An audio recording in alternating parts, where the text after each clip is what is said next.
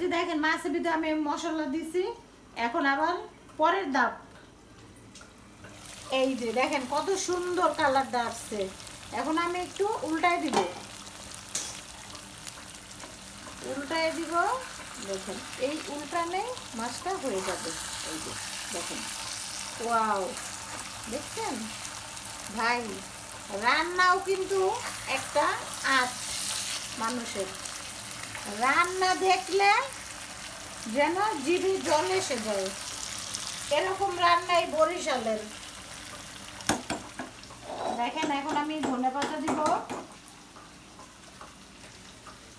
এই যে দেখেন, এখন আমি ধনেপাতা দিয়ে দিব।